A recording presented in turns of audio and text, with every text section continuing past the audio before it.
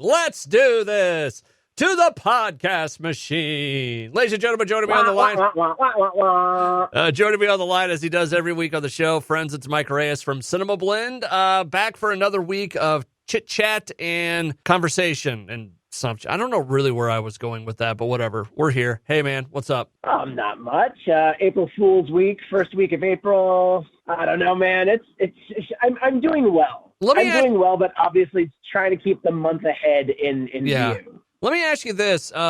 With April Fool's in mind, I don't know about you, but I didn't hear anything big about April Fool's this year. We didn't do anything at home for it. My wife is usually really, really, she'll have something, kind of goofy. But even like in the building, I didn't hear one person talk about April Fool's or anything this year. I think people are maybe getting better about it, especially in the post-fake news, the current fake news era. Maybe. Like if you pulled this stuff years ago, it would have went over, but now it's just along the lines of, unless it's a cute little gag that we know it's a gag on social media, this is too complicated of a thing where it could cause actual false reporting. I still remember when they said Joseph Gordon-Levitt was signed on for Dark Knight Rises and he was going to be playing Black Mask. And it's like, well, he is in the movie, but he's not Black Mask. It looked like Warner Brothers stationery. It looked like a legit-ish press release. And then later it's like, oh, we got to walk it back. And I think news services are tired of that shit. And it's like, look. Do you remember when they put out the Legend of Zelda trailer someone did for the movie on April Fool's? I think so. Like, it was like a really, really well done, like, high production trailer for a Legend of Zelda movie. And then you found out, oh, son of a bitch, it's an April Fool's joke. I still remember the one year where someone put up a trailer for an FX series called The Horrors. And it was supposed to be like a Harry Potter spinoff.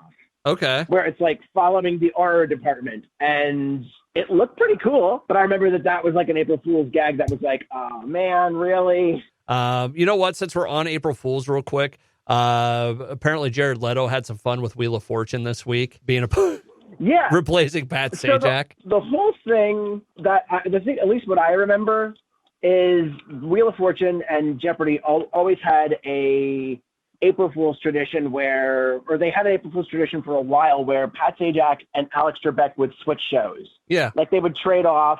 And I don't remember if it was part of the show or the whole night, but they would trade shows and they would host each other's gigs. That's cool. So what apparently happened this year is it was for only part of the show. I don't even know if there's a video for it, but I haven't watched it yet.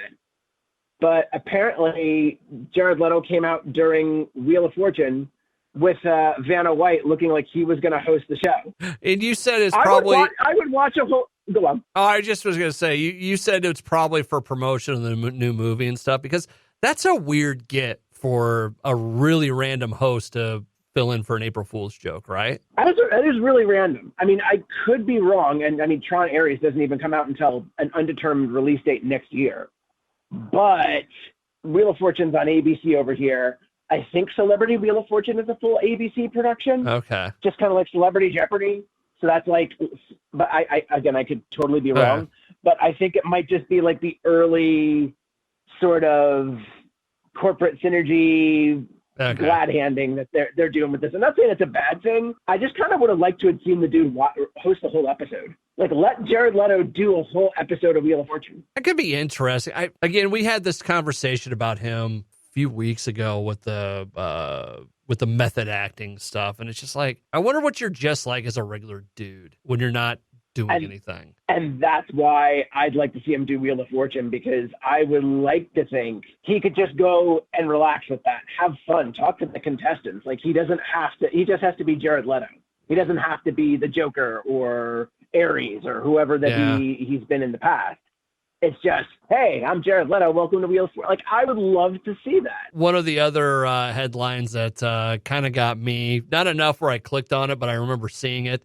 There was an article about Tobey Maguire confirming Spider-Man 4 with Sam Raimi. Which is cruel, because I want that. Yeah, I think. And because people have been talking about it in the first place. I think that's one that everybody wants, and I think that's one of those ones, there's enough there that you can kind of say, okay, I can buy that. That's always the good thing about an April Fool's joke. It can't be so big that it's unbelievable, but it can't be so small that it gets overlooked. It has to be that right zone of just enough to get you to go, okay, yeah, okay, I'm willing to go with this. So that's kind of my problem. It's like those sorts of gags. It's like, oh man, you had me on the hook, and now you've told me it's wrong, and now I'm mad. No, just an idiot. Damn it. There were two that came up yesterday that I knew they were April Fool's gags, but I wanted them to be so real, so hard.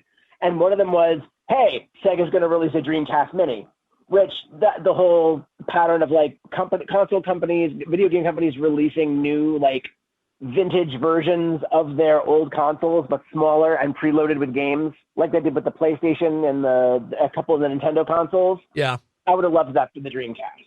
Yeah. So wasn't there a Mega Man movie or something like that too? Anyways, we're getting too far into the weeds with April Fools. So the last one I'll mention, and the other one that really broke my heart for being false, was someone said there was going to be an Evil Dead movie directed by Bruce Campbell with the last two heroines from the last two Evil Dead movies teaming up together. Oh boy, that could be interesting. That'd be a good movie. It'd be a fantastic movie, and I would love to see Bruce Campbell step into directing.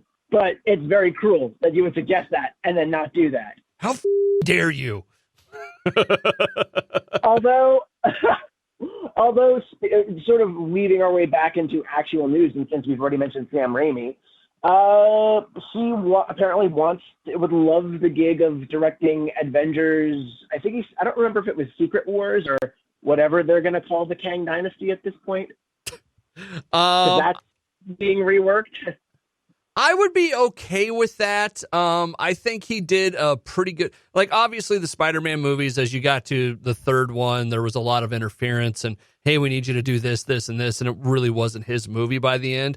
I thought him stepping into the MCU with Doctor Strange, like it fit. It felt like an MCU movie. It wasn't like, oh my God, this is the Sam Raimi movie that they just square peg round hole into the MCU.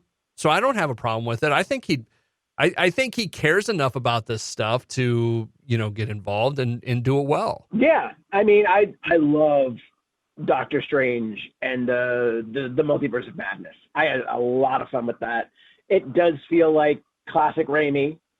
But obviously there's still a couple things, mostly the post-credit scenes that were like, okay, we're still Marvel. We still got, we got a schedule to keep. We got a bus to make.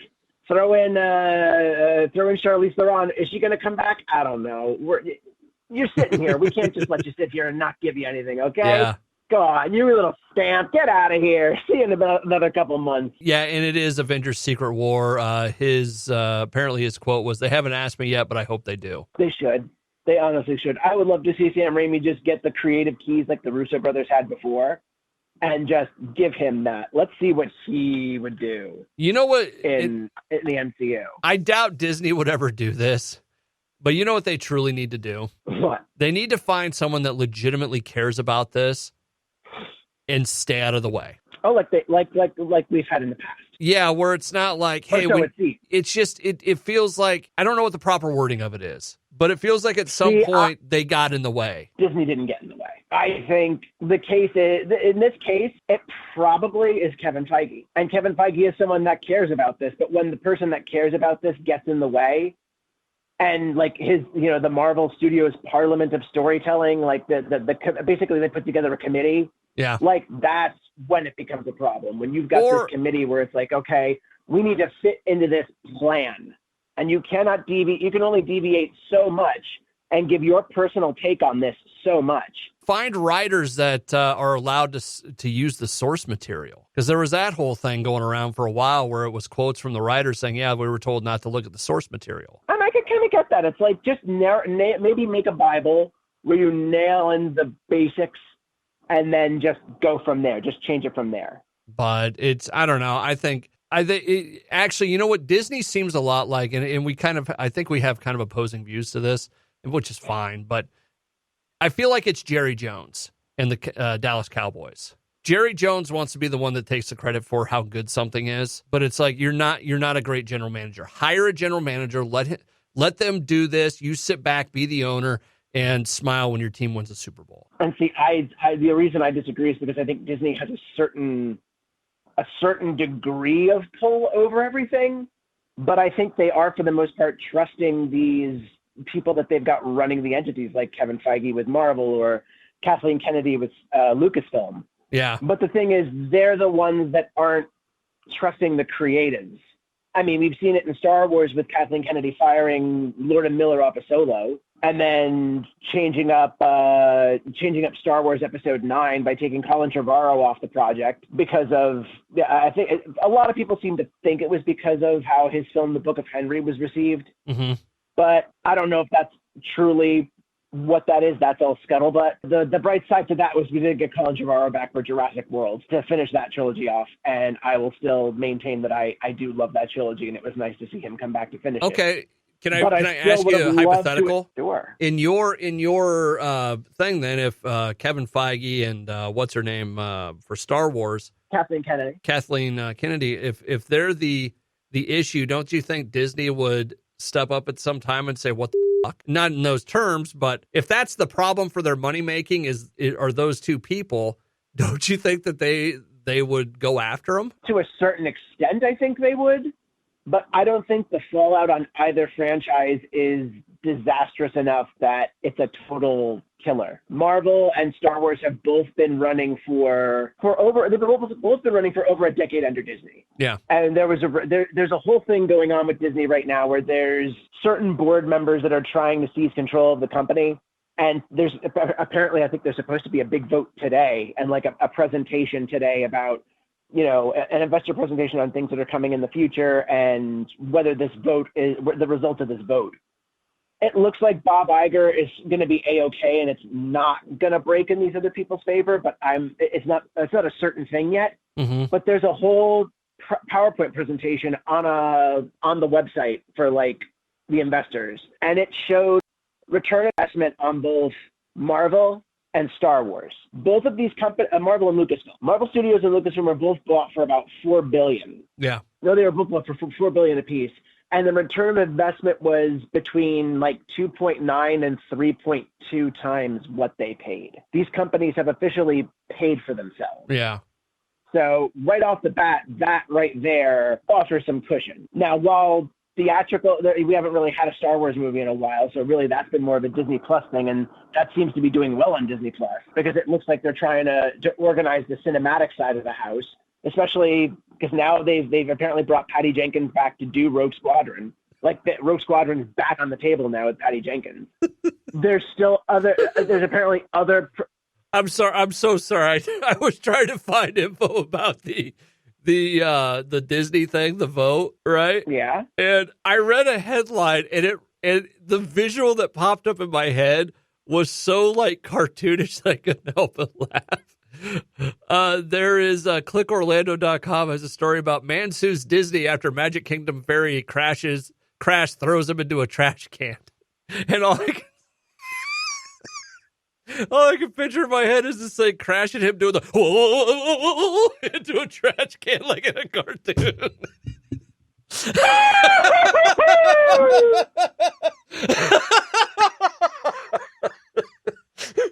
It derails my solid business point, but that is a laugh. That is a laugh and a half. Oh my God, dude! Because that is the noise that comes up when something like that happens. Like even in other shows and TV and like movie things, like if someone has a particular fall, like there's two sounds that come to mind: either the Wilhelm scream, yeah, or the Goofy fall, where it's like.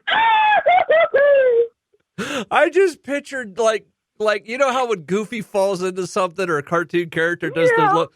That's what went through. I'm so sorry. Mike Reyes from cinemablend.com on the line with me right now. All right, so there's a fair amount to go with Disney. We'll see what happens with it. We don't need that business talk. What's that? Make the monkey laugh. We don't need that business talk. No, what do we need that for? No, but we'll find out what happens with Disney and. Probably going to get cut anyway. No, not with my joke in there. Oh, that's right. That's right. Yeah. I forgot about that. I am editing it, so anyway. We don't need to hear from Mike who. That's exactly what the head of the CIA said to Zapruder after the tape came in. And edited it.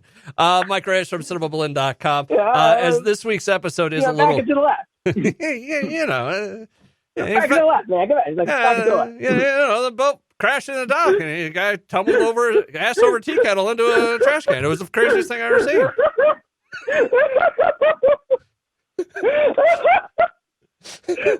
I love that phrase, ass over tea kettle. I've always loved that so much. What is an ass doing over a tea kettle? I don't know, but there was one time my son Jace did that going down the stairs. That is the only way I could describe how he went down the stairs. I still to this day, he was probably about 3 or 4, but he went down the stairs and he tripped, and it was like complete ass over tea kettle.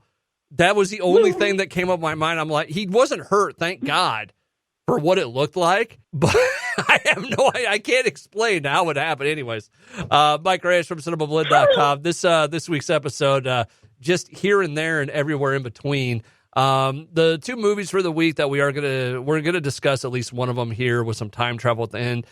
First, Omen and Monkey Man coming out this weekend. 2 movies that look pretty interesting for very different reasons. Yeah, and advanced word that I'm hearing from both is very promising. The first Omen I'm hearing is just wonderful body horror. Like, some people are like, I'm surprised that Disney's 20th Century Studios let them get away with what they put in this movie. And this one was the one that almost had a bad rating because of a certain scene that we were talking about off the air.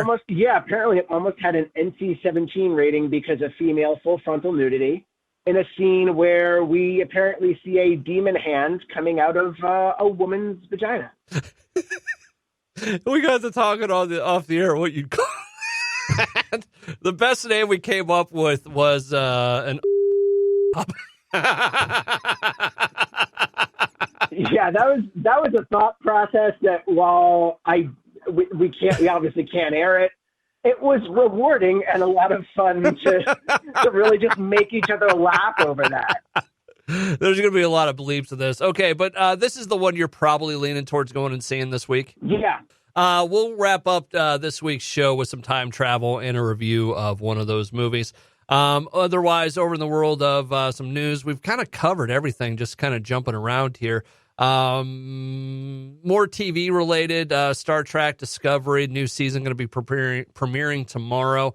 I may or may not watch it. We were talking a little bit more about Star Trek off the air, and mainly because I'm a Trekkie, but the last season of Star Trek Discovery, I really forced myself to watch it, and I got to the last episode and I just didn't care. I didn't even watch it. Which makes me really sad considering how much I know you love Star Trek. I don't know. I have really forced myself to try and get into Discovery. When it first came out, it was, and I'm not going to dog on it the whole time. It was very different. And it made some choices that I was like, really? Okay, I guess. It kind of it made some interesting stuff, but it was also, it was, a buddy of mine said it really well. He goes, it's great science fiction. It's not Star Trek. I mean, you liked Picard. You liked its fan service. Some people may not have liked that. And Trek is at least giving everyone a different flavor at this point. Yeah. Like, if you don't like Picard, you might like Lower Decks. If you don't like Lower Decks, you might like Discovery. And if you don't like Discovery, you might like Strange New Worlds or Section 31. Like, at least that's a reason that I would probably favor Star Trek over Star Wars right now. There's something about it that I'm not crazy about. I wish I could describe it, but man, it is like I have to force myself to watch it. Well, that's it. The only reason I'm struggling to respond is because it's a salient point. It's just, this really isn't a debatable thing. It's whether you like it or not. It's not like coming up with a name for an unholy sex act. It's not, there's not a lot of wiggle room here. This is concrete. It's like, you either like it or you don't. And again, I times like these, I love to invoke the theme song, the Mystery Science Theater 3000. Just repeat to yourself, it's just a show. I should really just relax. I guess, the troll thing makes sense to me. Don't get me wrong. But it's just like I don't know. Especially because Star Trek right now is probably trolled for the same reasons as Star Wars, but it gets trolled pretty hard lately because Star Trek went woke, and it's like, have you not watched Star Trek before? Yeah, that argument never really bothered me. It's like you had a very female in the gender part of it. I mean, you had a very female driven cast with Voyager. I love Voyager. I miss Admiral Janeway. And frankly, I've been rewatching Voyager lately. I just wrapped up the Killing Game last night. I believe that's what the episode was. It was where the Hirogen take over the ship and make it into a giant holodeck. I was just about to say that's one of the episodes I remember. There was a stint that I was watching Voyager for like a couple weeks, and one of them was the holodeck where they're in like Janeway's in World War II. Yeah. And there's like several different simulations going on at the same time. And that was such a fun episode. Yeah. And was that the same season that The Rock was in as like an alien wrestler? That was, it was in there somewhere. I can't remember exactly what the episode was. Because good old UPN had the WWE on his roster. Yeah. Which the role they put him in as, I mean, it made sense for the storyline. Alien wrestler does what it says on the tin. The point of the episode was they basically would abduct aliens who they thought could work in this fight club they had, and then they broadcasted it around the sector or whatever. That sounds like Predators before Predators happened. The Hirogen were like basically essentially Predators when they brought them in. They were the Star Trek equivalent. That sounds like the movie Predators, where it's like I think that was Predators, where they like abducted all the different humans and dropped them in and give them a challenge. Yeah, kind of. This one was more kind of like they drop them in, and it's what was it? Was it Lionheart or any one of the Jean-Claude Van Damme movies when he's in a tournament? Which is about that narrows it down. I know, but it was essentially that. But anyways, I just I'm gonna do my best to give it a watch and see what it's about. This is the final season of Discovery. It's tough. Like, I wish I liked it. Don't get me wrong. Like, as a Star Trek fan, I wish I liked it. Dude, I know how you feel as a Star Wars fan because I watched the premiere of season 3 of The Mandalorian, and it's like, I can't do this anymore. I'm sorry. You had to end season 2 with the Skywalker legacy continuing, and someone's got to pop in because Star Wars, and it's like, now between that and all the homework that's been assigned, it's like, until the Acolyte trailer came around, I wasn't that excited, except for stuff like Star Wars Visions, where like it's not that connected, or stuff that I wish would come back, like the video games they had in the pipeline, like at 1313, which was supposed to be M-rated bounty hunter action. We could probably go round and round and round about this, couldn't we? We could, and it's going to be very interesting because I can't talk about it this week, but next week, if we have a show, I've started watching advanced screeners of Fallout. Oh, really? And that's going to be something that's interesting to approach from a fandom angle. Okay, shut up then. I don't want you to get in trouble. Oh no, I'm just saying that it's out there. It's on the table, and whether we do the show next week or the week after, we should definitely talk about it. And that's going to be the whole season's going to be dropping next Friday. Okay, cool. Mike Reyes from CinemaBlend. 8 episodes. Mike Reyes from CinemaBlend.com. Oh, I'm sorry. Did I interrupt your train of thought? Did I interrupt the point you were making? From Cinema Blend. What do we want to wrap up with this week? Just do we want to wrap up with the Daredevil stuff? I would actually want to wrap up with the passing of comedy legend Joe Flaherty. Okay. So we could hit that, and then if you want to wrap with Daredevil, so we don't leave everyone feeling upset. Daredevil's quick. We got our first look at the Punisher from Daredevil Overlook or Awakening or whatever the hell it's called. Johnny Bernthal's back, baby, and it looks awesome. Born Again. It makes me want to act. Yeah, Daredevil Born Again, and it actually makes me want to go back and actually watch the Netflix series. Yeah, they kind of set it up a little bit, and we'll see what happens. I think what's his name is Punisher is pretty awesome. Like, that was a really good casting job they did. John Bernthal's awesome. I really do enjoy him as an actor, and I don't remember if he's in The Accountant too. but I know they're filming The Accountant too, and I'm Yeah. excited about that. You know what's really crazy about it? For a guy that plays so many badasses in different movies, he has a wonderful smile. He does, and he really is a pretty, like, he seems like not totally soft spoken, but just very like richly handsome and warm. Yeah. When he presents himself to people. He seems like a warm cookie. He just seems like a good dude that you'd want to be the neighbor. Yeah. Like, I totally would want to hang out with John Barenthal and just shoot shit and talk about things like that. Like, that is my goal, to be able to have a platform to do that with people, because that is, well, besides Overdue Rentals, we do have that to a certain extent with that. And here we just bitch about stuff like Star Trek and Star Wars a lot. Oh, but it's so much fun. And yeah. I mean, no malice towards anyone involved with those projects. It's just, I like to voice my feelings, but I also understand that entertainment is a complicated business. It's a business that employs a lot of people. There's a lot of work that goes into these things. And sometimes it's just a select, targeted group of decisions and decision makers that make or break these projects. Yeah.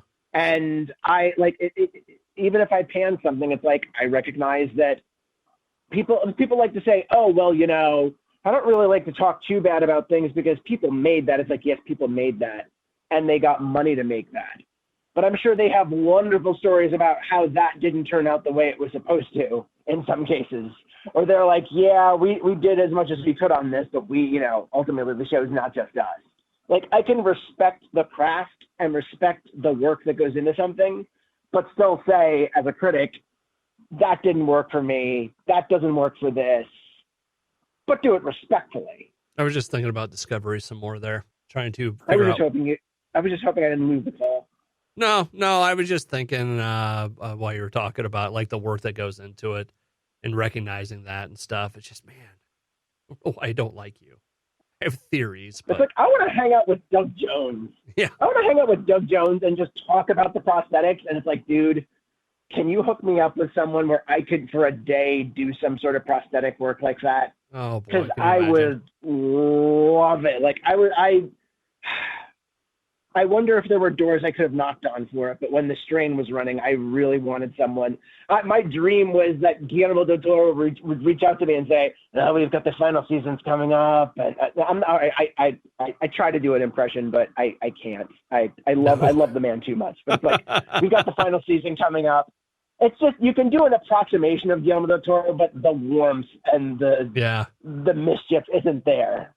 And it's like, I could just imagine, my dream would have been like, look, we got the final season coming up. You've been a big supporter of the show. Do you want to be a Strigoi? I would have done that in a heartbeat. I would have sat in the chair no matter how long I had to. There you go. Mike Reyes from Cinema Blend on the line with me. All right, as we wrap up this portion of the show, we'll be doing some time traveling this week, and we did have a death this week. Unfortunately, comedy legend Joe Flaherty passed at the age of 82. Boy, he is a comedy legend because he was one of the best character actors. Yeah. And most people will remember him as the heckler from Happy Gilmore. But you ask so many different people about his career, and while he's someone that some people may not remember by name, they'll remember him by face and by mannerisms, because he was on SCTV, which was basically the Canadian answer to SNL. And that was where, you know, Harold Ramis, Eugene Levy, Rick Moranis, Catherine O'Hara, John Candy, and Joe Flaherty, and Andrea Martin were all just total cut-ups. Martin Short was on there too. Like, I would seek out those reruns on YouTube at once. And Joe Flaherty was part of what made that all work so well, but he was also the dad. He was one of the parents on Freaks and Geeks. He was the Western Union telegram deliverer at the end of Back to the Future Part 2, which is still one of my favorite scenes from that movie. And just, the man's career was wide-spanning, and there's nothing but wonderful stories that came out. Like, someone, Dave Foley from Kids in the Hall and News Radio, shared a clip of how he got to work with him on a parody of Christmas specials. And Joe Flaherty played both Bing Crosby and Bob Hope. And his Bing Crosby was dead on. And then you have Dave Foley in there playing David Bowie, and just they're doing the little drummer boy stick, and it was something I'd never seen before. I just really dug in and loved it. And then people were talking about how he was just they mentioned, people are still upset that John Candy passed and that Harold Ramis passed. Yeah. And just all these other legends that were connected to the SCTV legacy. And he was irreverent, but he was apparently as warm as you would have wanted him to be in real life. And people were a bit slow to report the passing, because what ended up happening was the first report came from Joel Murray, one of Bill Murray's brothers. He's been in Mad Men. He's another veteran character actor.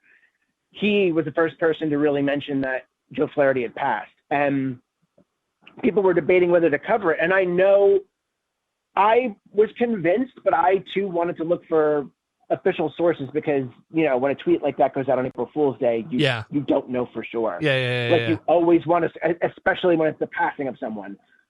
But in the past couple, at some point in the past couple months, Martin Short and other members of SCTV had started a Kickstarter or a fundraiser, because they had said, Joe Flaherty was in poor health and he wanted to spend whatever time he had left at home instead of in a care facility. And so it was already, people had known that he was ill, and it looked like the end was sort of near.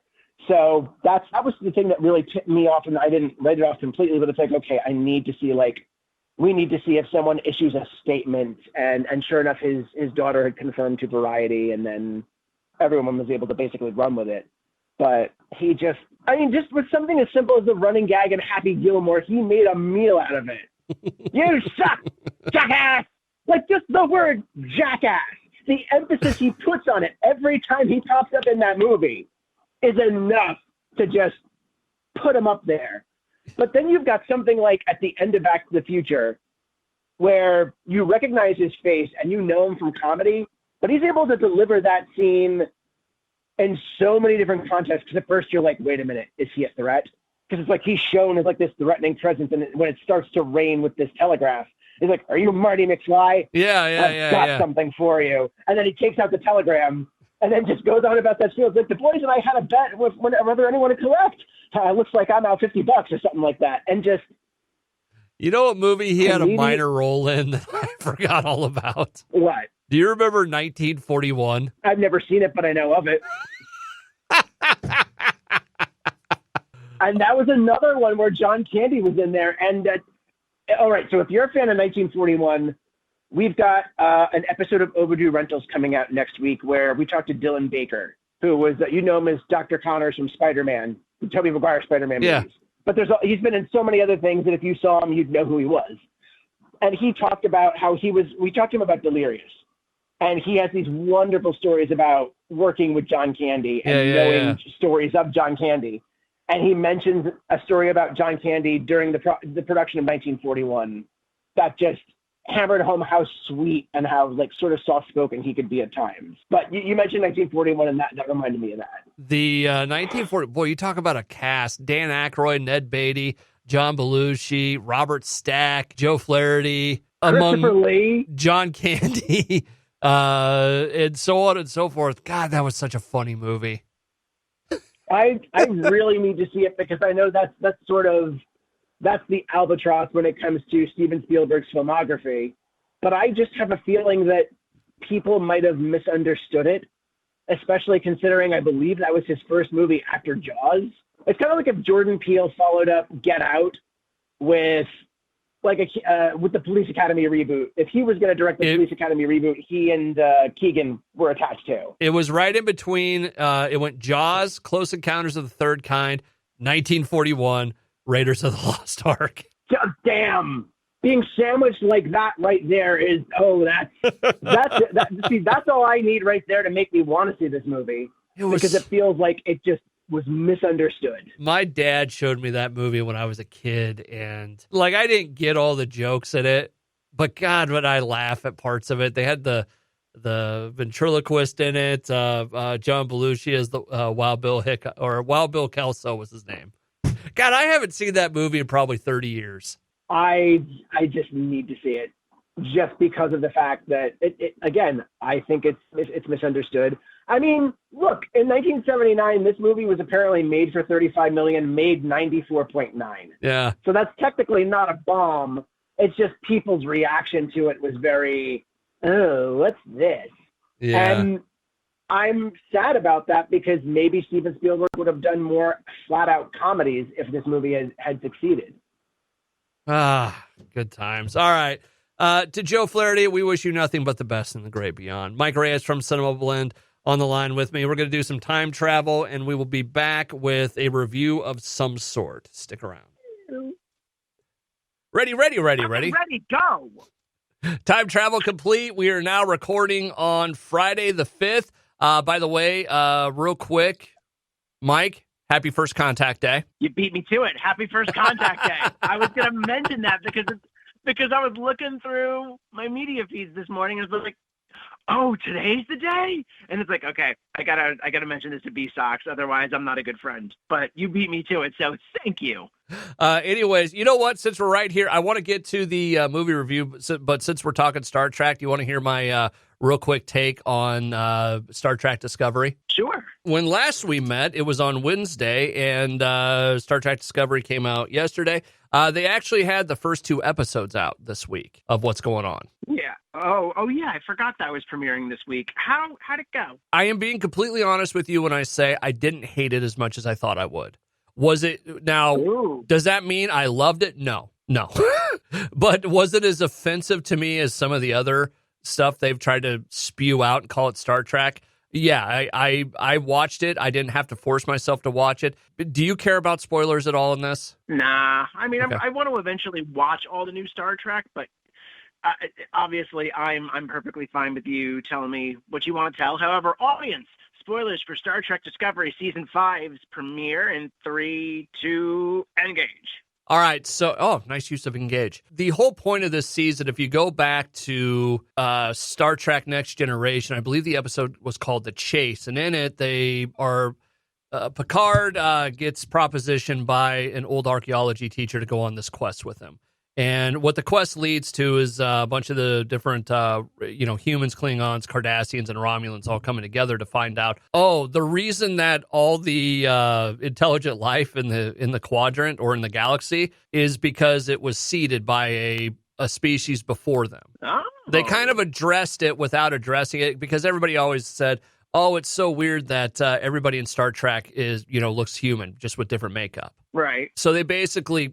that was the point of that episode, was to point out that, it's because all of these different planets were seeded and the genetic makeup was, it kind of think the one Alien movie where the creator or whatever drops out on the planet. There's a couple of or movies Prometheus. I'm sorry, Prometheus. That was the one I was going to mention, but there's also like Mission to Mars kind of had that sort of sentiment. Yeah.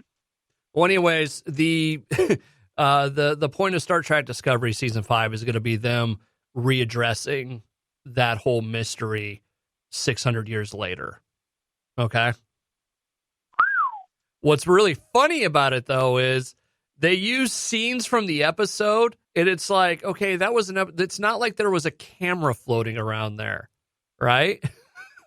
Right. And so they show just scenes from the episode as like a computer image, and it's like, really? And it's very advanced, number one. It's got all the same cuts, as they shift around to the different people. Like, a guy named Picard, and it pulls up a picture of Picard from the episode.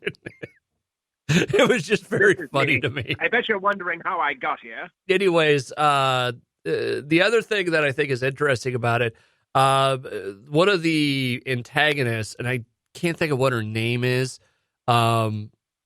she looks exactly, or at least it's very, very similar to the Dark Apprentice from the Ahsoka show, the one blonde girl. Like, it is, you could interchange these two, and it would be, you might get them mixed up if there's no lightsaber involved. Interesting. So, I don't know. It should be interesting. They've made some decisions about this that I think will be, I don't want to say interesting again because I'm just using the same word over and over again, but there's some decisions that they've made in this one that it's like, I wonder how this is going to work out, So we'll see what happens. Listen, I didn't hate it. I didn't love it by any stretch of the imagination. But I didn't hate it. So that's a huge step forward for Discovery for me. So. Well, there you go. There was very little crying this time. The season's still young. Oh, there is that. But the other thing about it was it had a lot more action-centric storyline. Like there was a lot more action scenes. It wasn't a lot like drawn out, hey, we're going to ponder this really deep meaning of something. It felt like kind of like almost kind of like an Indiana Jones meets sci-fi like adventure like that. Huh. Quest type feeling. Yeah. So anyways, that's the quick and dirty on the first two episodes of Star Trek Discovery. Speaking of quick and dirty, Mike Reyes, you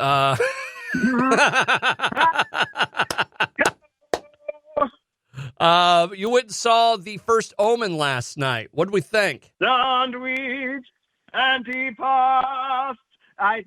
It was fun. It was fun in some of the most disturbing ways possible. See, that makes more sense because when you say, how was the first Omen? Oh, it was fun. It was fun. Yeah, well, I was kind of in the middle of that thought, and then you're like, oh, radio. It's like, come on, man. Yes, radio. I'm going to have fun with you.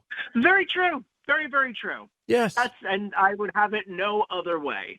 But yes, this is fun in disturbing ways. It does start off like a little slower, but obviously you kind of have to because the original Omen was a movie that was like masterful in its dread. And the first Omen it's a pretty decent prequel. Definitely leaves some pretty big questions at the end, while also perfectly tying into that first movie and not screwing with things to the point where it's like, oh, well, you're clearly not taking this seriously. It's like, no. This movie knows what the Omen was, and it's not just going out there trying to just do it again and, make it fun. And Akasha Stevenson co-writes and directs this movie rather well, to the point where when the disturbing stuff kicks in, it really does shake you up. And the abomination of a scene that we talked about earlier is indeed in this film, and it is as disturbing as you would think. And to fans of the original Omen, Ave Satani, Jerry Goldsmith's wonderful classic theme to the franchise, does drop at the best times possible. Perfect. So if you have a heart condition, maybe stay away from this. If you don't like body horror or just are very sort of turned off when it comes to the whole thing of, children being conceived by evil and in horrible means, then yeah, this is not going to be your thing. Godzilla Kong is still playing if you want to go for something colorful and a lot of fun, but not in a disturbing way. Well, Monster Blood's not as disturbing as Jackal's hand coming out of a lady. We get it. Mike Reyes from CinemaBlend.com joins me on the line to talk about the first Omen. So you dug it. This should be the big movie out this weekend. The other one that's coming out that we didn't see, Monkey Man. Is it Monkey Man or Monkey Man? Monkey Man. Monkey Man. Essentially another John Wick style movie, right? Kind of, yeah. Actor Dev Patel, who you would remember from Slumdog Millionaire, as well as other various projects he was in. He co-wrote and directed this movie. And it is about a young man who is basically trying to get revenge for his village's extermination, which included his mother's death. Okay. And I am hearing fantastic things for the most part. I mean, I've heard some people kind of going against the grain, but for the most part, this movie's getting raves. They're saying that Dev Patel is just insane when it comes to the action that he is not only directing, but, acting in. Yeah. And there's so many really cool stories about how they apparently lost an investor quick right before they started filming, and they would have to like put equipment back. They had to shoot on iPhones because their cameras broke. They would have to glue tables together, if I remember correctly, after certain scenes to do other takes. And just to hear an actor turning writer director in an action movie like this, with what I'm reading is a $10 million budget, it's the Blumhouse thing all over again. It's like this movie doesn't have to perform Marvel numbers to be successful, and this might be a sleeper hit of the weekend. From what I'm understanding is Godzilla Kong looks like it's still going to be number one this weekend, and it's just a question of who's going to pull ahead, Monkey Man or First Omen. Okay. Mike Reyes from CinemaBlend.com on the line with me. One thing as we wrap up, I've seen it reported by multiple different services. Apparently there's a new Matrix movie in the works. Yes. So, there was an announcement that writer-director Drew Goddard has been announced as the talent to go ahead and bring us The Matrix 5. Warner Brothers announced it in a press release. Lana and Lily Wachowski will serve as executive producers, but this is the first time neither of them has been part of the writing or directing talent going forward. And apparently, according to Warner Brothers, president of production, Drew Goddard approached them with an idea, and they loved it so much, and it's like, yeah, let's go ahead and get that in development. And we don't know if any cast members are going to be coming back. Yeah, it's very early on in the process, but I saw this came up, was it yesterday, I think? Yesterday or right after we recorded on Wednesday, but I just think that's cool that we're getting another Matrix movie. The coolness of it is, despite the fact that I'm sad the Wachowskis are only going to be executive producers, Drew Goddard has written movies like Cloverfield, The Martian, and Cabin in the Woods. He also directed Cabin in the Woods. Well, he co-wrote Cabin in the Woods with Joss Whedon, but he also directed Cabin in the Woods. He also wrote and directed Bad Times at the El Royale. He's got all these wonderful sort of bangers on this man's resume. The only film I'm not really into is World War Z, and that's not his fault. Yeah. But all these other movies, it's like, okay, yes, I am ready, because the Wachowskis as executive producers will probably stick in there and just say, look, we want to go with this, and this. They're going to keep them on the track. Like Spielberg was the executive producer of Jurassic World. He hasn't directed in the franchise for a long time, but he was a creator, still sort of a force shaping things behind the scenes. Yeah. So I like that. What I'm really curious about is the fact that The Matrix Resurrections was a big middle finger to continuing franchises. So much that it was not only that, it was also sort of, I believe Lana Wachowski said that it was also her way of sort of grieving or coming to terms with the grief of her parents passing and one of her friends passing. So there's so much meta commentary in there about, oh, guess what they did with your life, Neo? They turned it into a video game, and your life pretty much means that, like, it's just a product to them. And the whole thing ends with Neo and Trinity being like, yeah, don't bug us again. We're done. And, well, it's, you know what, Matrix is kind of one of those, I was just kind of thinking about it, but it's kind of one of those things in Star Wars where it's like, it doesn't always have to be about Anakin.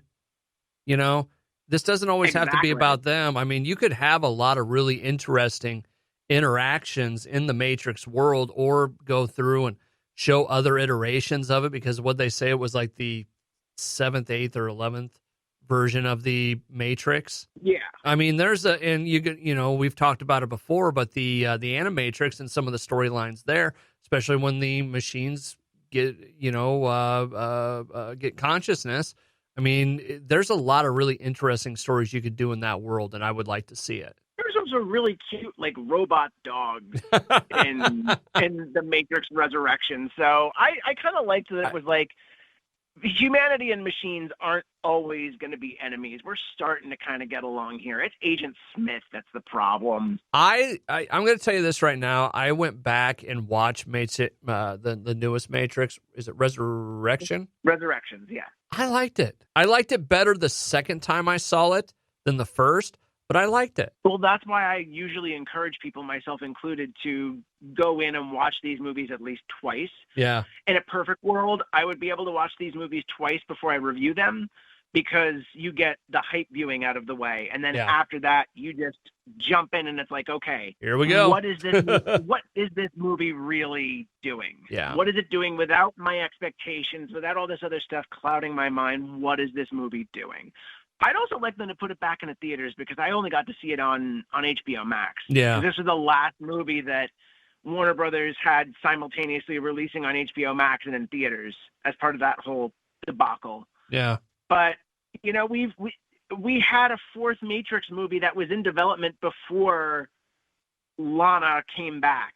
And it was that was something that was supposed to reboot everything. And I'm very curious how that would have changed things. But, I mean, we'll see. I'm excited. I am cautiously excited because of Drew Goddard and the fact that he's written some of my favorite movies. Like The Martian is a comfort movie of mine. It is, and it shows up on TikTok at all the right times. Mike Reyes from cinemablend.com joins me every week to talk about movies. Mike, we'll let you get to your day off. Thanks so much, man. I appreciate it. Thank you, man. You know, happy first contact day again. And, till next week.